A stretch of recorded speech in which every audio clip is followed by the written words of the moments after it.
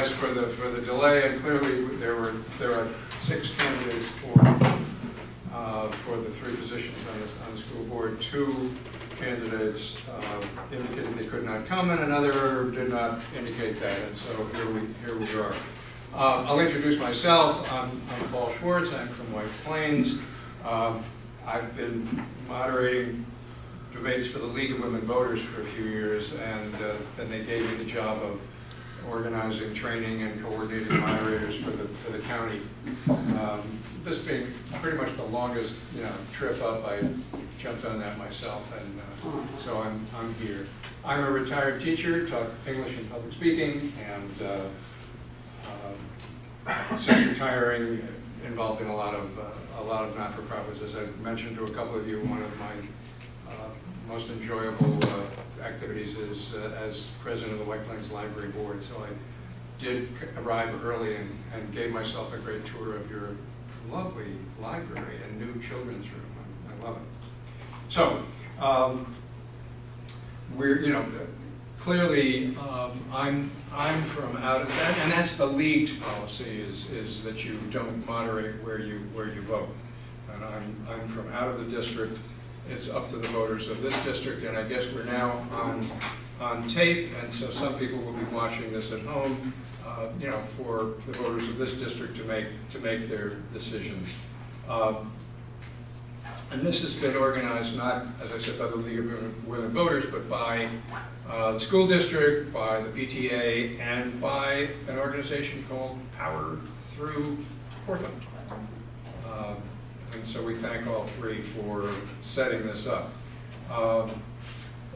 Those of you here in the room, make sure your phones are on silent. And I always say, hold your applause until the end. Okay, it's all here. There's a lot here that I'm not gonna read. Silencing it. Okay. Our ground rules, which they've known about and have agreed to, opening statements of 2 minutes, then questions, a couple that have been prepared by the PTA, followed by questions from the audience. If you wanted to write a question and hadn't done so already, these slips of paper are available for you. Okay, and responses to questions, a minute apiece. The order will rotate, and after the question period, closing statements of a minute. I don't know if we'll get to that. We're going to do this a little more informally than we otherwise would have. Timekeepers will show a 30-second and stop signs. And so I guess candidates are all, and we didn't even draw straws to choose the order, which is part of the normal procedure. But this seems to be a friendly group, so you want to start at one end or the other, and that'll make it easy to remember. Start. You can go right ahead. Okay, wonderful. You ready? Yes. Good evening. My name is Dr. Carol Poplow Abraham. I'm finishing my 7th year as Hendrick Hudson Board of Ed trustee and my 2nd year as vice president of that board. During my tenure, the board has proposed 2 successful facilities improvement bonds based on community input and school needs, has had 6 successful budgets with an average tax levy increase of only 0.5%, and has maintained proportionate staff levels, student educational excellence, and strong extracurricular programs. We have fostered a culture of professional growth and improvement by providing more professional development to our award-winning teachers and staff.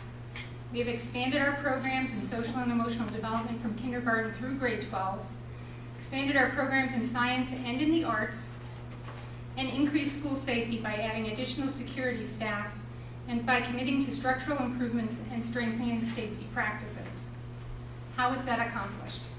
By having an administrative team that works well together and a board that operates effectively with each other and with the administrative team to achieve an agreed upon vision. Over the 3 years of the upcoming trustee term, This district will face the daunting challenge of the shutdown of Indian Point and transition to decommissioning that will significantly impact the school district's finances. Excuse me. It is a crucial time to have an experienced, knowledgeable team that works well together. My personal agenda is not just to maintain, but to continue to improve the school experience for our students and to support the challenging work of our amazing teachers while protecting the affordability of our homes. How? By continuing to openly listen to suggestions from all sources, respectfully share my opinions after careful consideration of the facts, and by working hand in hand with our school leaders to look for innovative ways to decrease expenditures. I hope this community will allow me to continue serving them and our students in the upcoming term. Thank you. Thank you. Good evening. My name is Bill Oricchio. I live in Verplains with my wife for over 30 years now, and my 3 children who live with us and have all done kindergarten through 12th grade in the Hen Hud School District. I'm a local businessman. I'm a CPA servicing local businesses and individuals on many financial needs. In my work experience, I have audited school districts, which helps with the experience in guiding our district. In addition to that, I have a school business leadership certification, which further strengthens my understanding of how a school district operates, which I find having someone like myself who understands the numbers of running the district is a very important aspect, especially with the Entergy scheduled to close down. I'm currently on the Finance Committee, Facilities Committee, Technology Committee, and the representative to SEPTA. I was on the board back 13 years ago when budget increases were double digits. So I was part of the team that brought tax rates from double digits down to under 2%. I say that was a major accomplishment. That was a team effort. I was part of that team. I have been on the board for 9 years now, a total cumulative years. That's a lot of experience, and I think we should keep continuity experience, especially with the Entergy moving out of our area. Thank you. I'm Lisa Anderson. I am a community member who's lived here for about 12 years now. I have 5 children in the Hen Hud School District, or actually 3 currently, 2 are alums. And before joining the board, I served in various PTAs in many different roles for about 16 years, actually. I'm finishing up my first 3-year term as a Board of Ed trustee. It's been quite the learning experience during those years. But I'd like to talk a little bit about what I can bring to the table if you decide to re-elect me. I believe I bring some experience, some commitment, and results that I can point to as well. As a trustee, I've been involved in the district planning for the closure of Indian Point. We've helped keep our budgets within the tax cap and supported preserving and expanding programs for all of our students. I've also been able to help shape the 2018 capital improvement bond to provide for important safety and security upgrades to our buildings, a new track and field, the remodeled high school and middle school auditoriums, and updated classrooms. I've given a voice to the Hen Hud School District at regional and state events as a member of the Board of Directors for Westchester Putnam School Board Association. It's taken me 3 years to finally begin to feel like I understand my role as a board member, and I want to continue to use this hard-earned experience to help our district. Excuse me. I want to see our district continue to be a source of pride for our community. We have some unique challenges facing us, and we will meet people on the board who are committed to working collaboratively with administration, staff, local businesses, our politicians, and our community to make it through this time. We received word today that our high school is once again a top-tier school in New York State. We're number 80, and nationally 843 in the U.S. News and World Report rankings. We've been able to keep our elementary class sizes to an average of 19. Okay. You'll fit the other part. Yeah, that's okay, it's almost fine. Okay, all right. And we'll rotate so that, Mr. Riccio, you'll start first with the first question and go around that way. Okay. All right, I'm gonna pick one from this page that I was given by the PTA. Kind of a broad question. What do you see as the opportunities and the challenges in this district? The opportunities and challenges. I almost quite often in challenges there are opportunities, and one of our biggest challenges we have facing us over the next few years is Entergy pulling out and a decrease in revenue to the district. So we're going to have to make some changes to keep tax rates at a reasonable rate.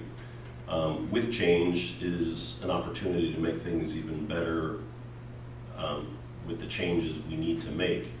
And all of us on the board and the administration have been working on that diligently, and that is something that needs a phenomenal amount of continued attention as we go through the next several years. This is something that's not going to be a 1 or 2 year thing. It's going to be over possibly the next 7 years, depending on what the state and Entergy decide.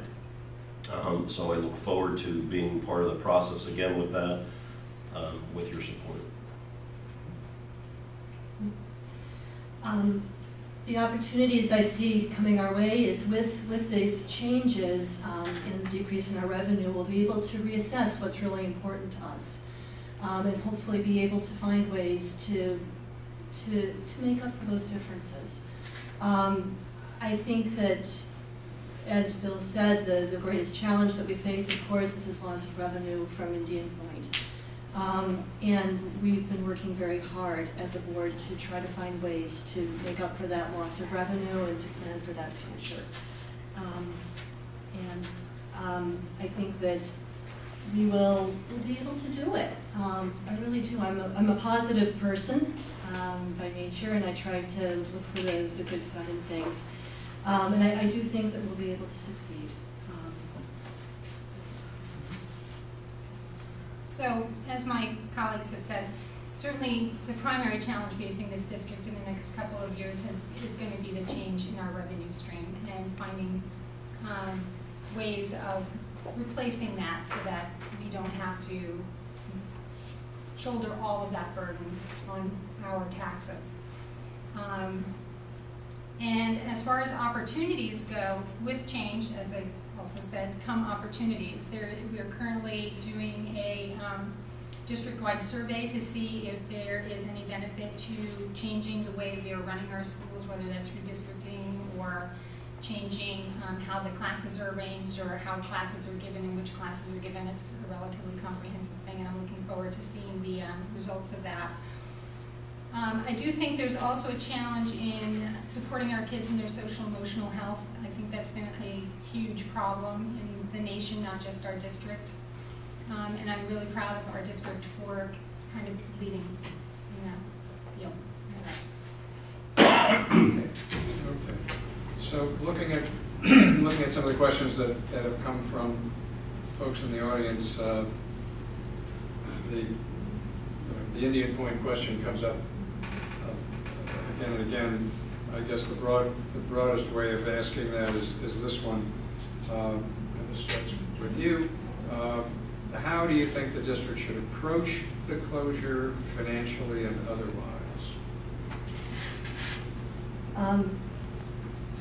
I think that we've been doing all these things actually, but I think we've been doing a good job of it. The first thing that needs to happen, of course, is to be working and continue working with our politicians, our government people. We need to be able to, we're doing this cost analysis survey to determine what needs to happen to help us to meet our needs financially. We've also been working with the governor's office to create a power plant cessation fund. And that's currently funded at about 48 million, I think it is, or 43 million. And that will help provide monies for us so that we can begin to gradually decrease our reliance on that money. We are the other things are that we're going to be needing to really talk with the community and find out what the desires are of our community and how we're going to be able to work together to make this happen with our teachers and our staff. And it's going to be a challenge, but we can do it. I'm going to piggyback on what Lisa said rather than repeating what she said. I think that we also need to look at increased economic opportunities in our area. I don't know that enough intention has been focused on this part of our town as far as economic development goes and attracting businesses to our area and maybe getting a better base of businesses to increase that tax revenue to our district. Also examining, again, the way that our schools are structured, our classes are done, our staff is utilized. And we can't forget while we're doing this that we do need to support our teachers, we need to support our students. We're certainly not going to let our educational program slide while we are examining these other revenues. And really, I think Lisa covered most of the other things. We have to work with the politicians and get the streams of revenue.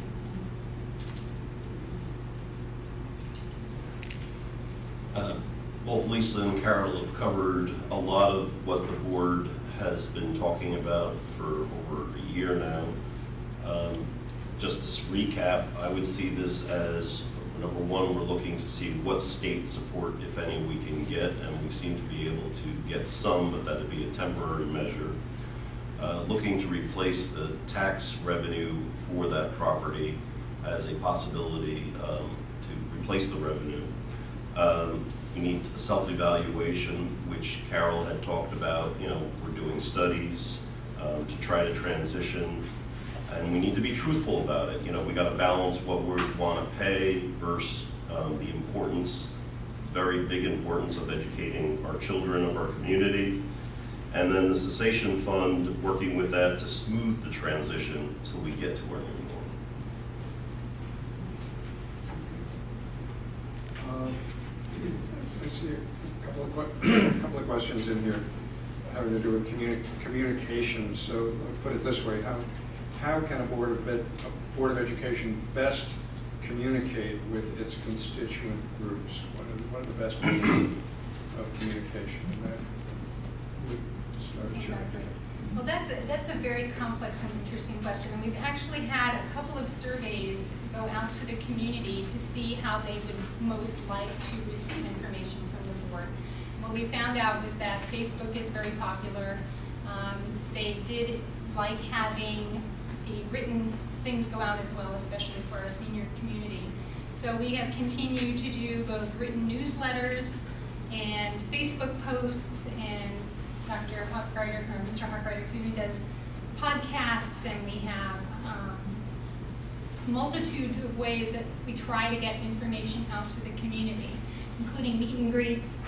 People also have the opportunity to email board members if they have questions. They can come to board members to talk about kind of broader problems that they're having or concerns that they're having, or praise for the district.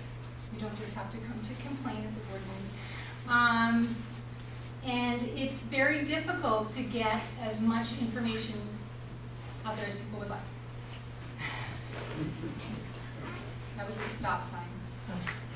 A minute is short. It's very short. Yeah.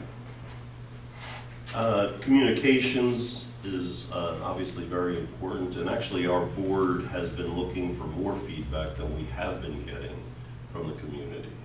Maybe it's because the community thinks we're on the right track, but sometimes we'd like to, sometimes even hearing that could be a good thing, and so we know that. And I hope you're not being silent if you don't think we aren't on the right track.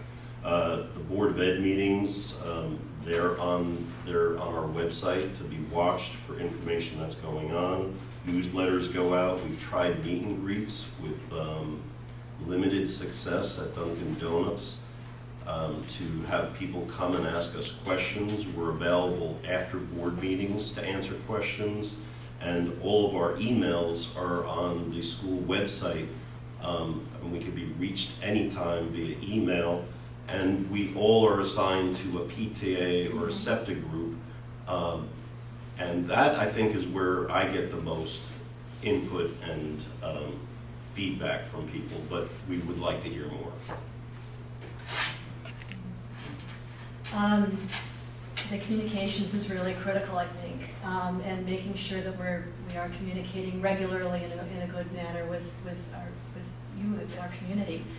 As Carol and Bill have said, I think they've hit all of them. There's, we use Facebook. Joe uses his Twitter page, his Twitter account. We use email, and people are certainly welcome to email the Board of Ed members to talk with us whenever you see us around the community. We do make an effort to be at every single PTA meeting and SEPTA meeting as well. And that has, as Bill said, it's been also very valuable for me to be there, because there's questions you get in that kind of a setting, and you're able to get more the pulse of what's going on in that particular school or area. The podcasts, I think, have been a great method of communicating, as well as being able to come to the Board of Ed meetings. And I think broadcasting those has also been really helpful, and something that we do as well, where you can go onto the district website and see the broadcast. Okay, thank you. Okay, start with you. This gets down into the weeds more figuratively and literally. There's two questions here. One really addresses infrastructure, inside and outside, severely needs to be attended to. How will you address it? And more specific, how will you address issues with the town, such as flooding at, I should know after the rest of the BNMS. MS is middle school. There are schools, yeah. And their school, the two school buildings, obviously, okay. That likely stem from blockages in a neighboring stream. So it's about infrastructure issues, flooding issues, and start with you.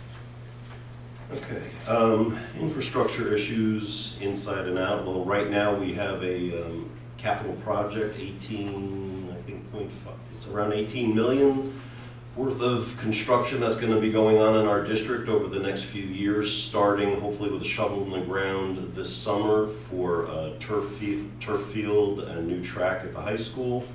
That is going to address a lot of infrastructure issues in both inside and out.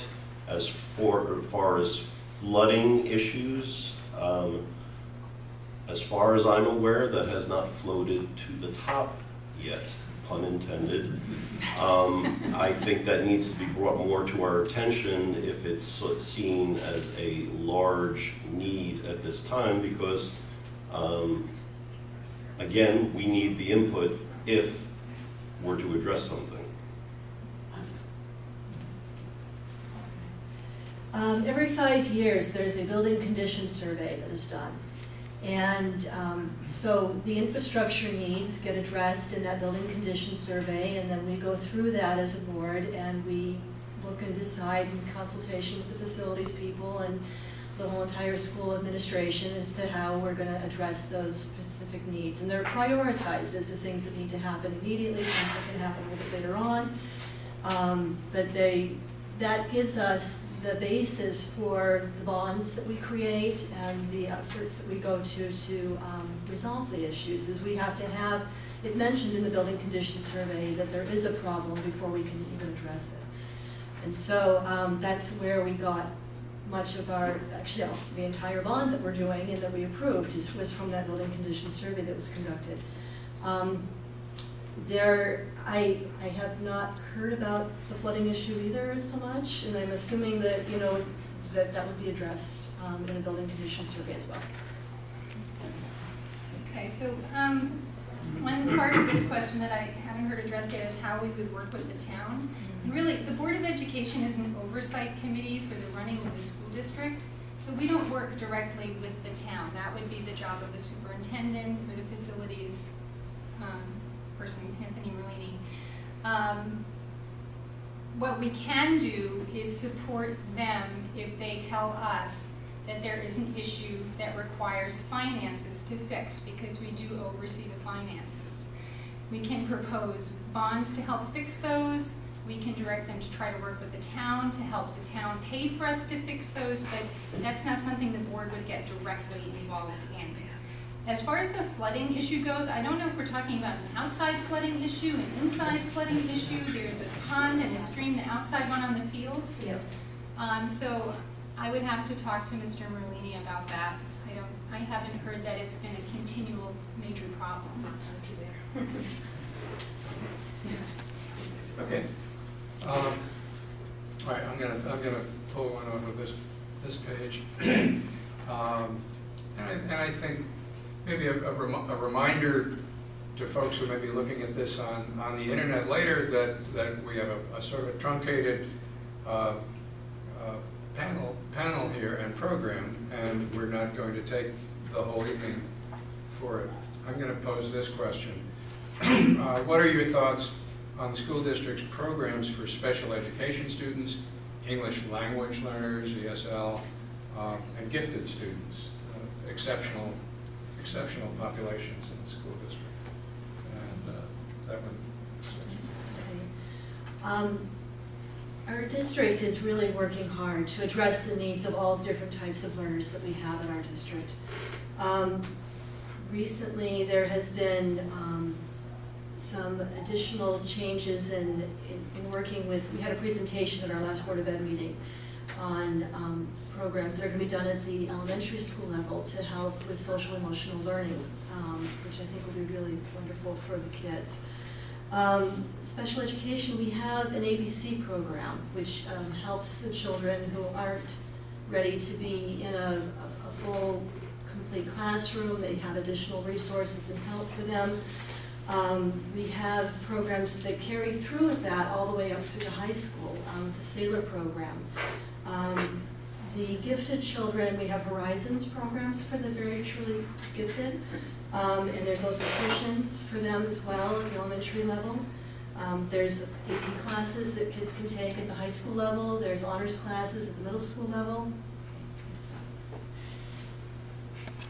My time's up. Okay. So school districts now have, sorry, reset the time. The school districts now have a huge mandate to try to teach every student to the best of their ability. And that's a wide range of students. So every school district, I think, does their best. I think we do better than many. We do have a very excellent ABC program that's now expanded through the high school. We do have expanded enrichment now that reaches all of our elementary school kids, and we have a more selective gifted program for those that are really on the upper end of exceptional. The ESL services are also very good. So it is difficult to service everybody in the district. I think we're doing the best we can. We devote resources where we need to. We did hire an extra social worker recently. We do support our pupil personnel services department in whatever, almost really whatever they ask us that they need within reason. And I think that's really the best your board can do is, again, as an oversight committee that controls the finances. And that was the stop sign, so. My colleagues have covered a lot of this, and I find it interesting that as a district we are required to do this, but in thinking about the response to this question, that our board as a whole, along with the administration, has been working on all of these areas, from special ed, English language learners, and the gifted, pretty much on a regular basis. So it's something we focus on, we're aware of, and working on and tweaking constantly. And I think that is a good thing, because as students change, so do the needs of each school and the teachers and the administration. So we as a district need to change as our student population changes. And I think we've been doing that. And again, if there's any question as to whether that's being done successfully, the board, I'm sure, would love to get feedback on that. Okay, thank you. And I'm going to take the prerogative at this point to go to closings and to say, again, to thank the three candidates who have appeared, to remind the audience that there were three other people who were unable to or did not. You must have prepared a closing statement, and it would be a shame not to hear it. And there may be some things that you had hoped to be asked about, and whatever you can fit into 1 minute, go for it. We'll go in reverse order from the openings. Yes, let's start here. Okay. So, I have shown over the past 3 years that I can be fiscally responsible, and that I have encouraged and supported educational excellence in our district, and that I work collaboratively. These 3 skills are going to be critical to our district as we move into the future with Indian Point. Without Indian Point, we are going to need board members who have proven they can work together with and really listen to all the stakeholders in our community to navigate this journey. You can count on me to make sure we will be exploring all possible alternative revenue streams, analyzing our costs and how to reduce them, and working hard to maintain and expand our wonderful programs. A vote for me on May 21st is a vote for our schools, our community, and our future. Again, my name is Bill Oricchio. We appreciate the continued support to help support the community. I believe as the financial person, professionally, that gives me an ability to help us through these tough times, again, with energy and the changing environment. As my colleagues have stated throughout, that it's important that we all are able to work as a group together to move forward. And I think I'm one of those people to do that, and I look forward to the opportunity. I actually did not prepare closing statements because I expected this time to be spent more as a rebuttal to things that I wasn't able to respond to before. But just to reiterate, my name is Dr. Carol Popolo Abraham. I think I do have a proven track record of working collaboratively and being an effective board member. I'm hoping that I can have your vote on May 21st. I guess that's it. And now it's the time to applaud.